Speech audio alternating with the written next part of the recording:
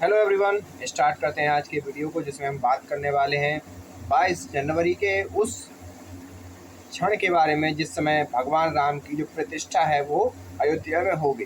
और भगवान राम की प्रतिष्ठा क्या हुई, मंदिर में क्या लगा, कितनी बड़ी मूर्ति है, ये सब चीज़ें आपने वहाँ पर देख ली होंगी। कहाँ पर? न्यूज़ पर देख ली होंगी, कई यूट्यूब वीडियो में देख ली होंगी।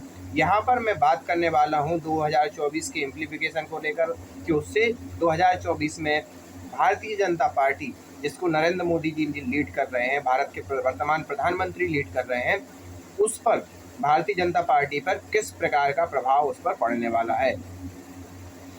तो इसमें नो डाउट, कल की बात करें तो कल तो पूरी ब्लॉकेज थी। कुछ वेरी वीवीआईपी लोग थे, मुकेश अम्बानी थे और फिल्मी जगत के भी कई लोग थे, रणवीर कपूर, आलिया भट्ट और बहुत से, रणदीप हुड्डा, ये सभी के सभी पूरे बॉलीवुड के कलाकार जिन जिनको न्योता दिया गया था वो मोस्टली कलाकार वहाँ पर पहुँचे थे। तो नो डाउट कल उसके चक्कर में ब्लॉकिंग थी।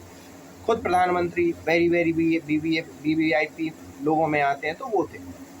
लेकिन आज जनता के लिए जब से खोला गया, आज भी उनके लिए ब्लॉकेज रोकने पड़े, दर्शनों को रोकना पड़ा क्योंकि वहाँ पर इतनी भीड़ हो गई कि लोगों को संभालना मुश्किल हो रहा है। एसबीआई की एक रिपोर्ट कहती है कि अगर आर्थिक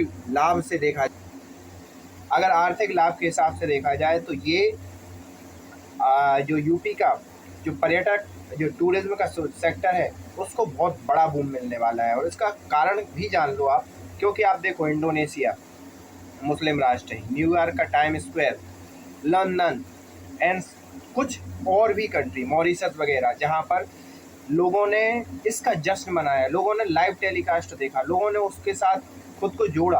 तो ये आप छोटा मोटा इवेंट ना समझे, इस इवेंट का एक बहुत बड़ा प्रोस्पेक्ट है और ये 2024 में निहायत ही भारतीय जनता पार्टी को मदद करने वाला है।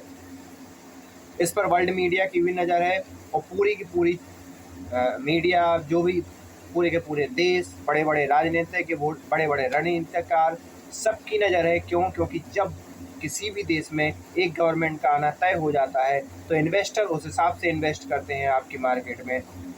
अलग अलग जो राजनेता हैं, अलग अलग देशों के राजनेता, वो आपसे उस प्रकार की पॉलिसी बनाते हैं। और अगर मान लो सरकार बदलने वाली होती है तो फिर क्या होता है कि पॉलिसीज़ में एक ठहराव नहीं आता, तो इन्वेस्टर खटाखट पैसे क्या करते हैं, निकालते हैं। तो अभी आप वर्तमान में आप शेयर मार्केट को भी देखेंगे कि वहाँ पर भी ज़्यादा से ज़्यादा पैसा आएगा। क्योंकि अगले 5 साल जो वर्तमान सरकार है उसका एक प्रकार से क्या होने जा रहा है, फिक्स होने जा रहा है कि वही सरकार अगले 5 साल में भी आने वाली है। तो ये एक ओवरऑल देखा जाए तो भारत के पक्ष में ही है। और ये इतना बड़ा जन सैलाब, मतलब खुद मुझे नहीं लगता कि खुद बीजेपी ने भी सोचा होगा कि इतना बड़ा जल सैलाब होगा। लोगों ने अपने घर से निकलकर दीपावली टाइप से बिल्कुल उस चीज़ को मनाया, घर घर में दिए जले, बड़ी बड़ी इमारतें, जो बड़े बड़े शहर हैं, मेट्रो शहर, जहाँ पर जनरली समझा जाता है कि ये लोग भगवान को मानते नहीं है, थोड़े से नास्तिक होते हैं, उन बिल्डिंगों में भी भगवान राम के वहाँ पर आपको झंडे दिखाई देते हुए मिलेंगे। मैं मुंबई, बेंगलोर, कोलकाता और सब बड़ी बड़ी शहरों की बात कर रहा हूँ, और छोटे शहरों में तो अलग ही बात है। जब आपकी विदेशों में रैलियाँ निकल गई तो ये भारत तो क्या है, भारत में तो वो चीज़ होनी थी। आप इस बारे में क्या समझते हैं और इस राम मंदिर को लेकर आपके क्या विचार हैं, हमें मुझे कमेंट करके बता सकते हो। बाकी ये एक बहुत ही अभूतपूर्व क्षण था मेरे हिसाब से, पूरे हिंदुओं के हिसाब से।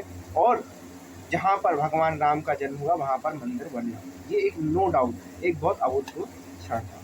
So thank you for this video.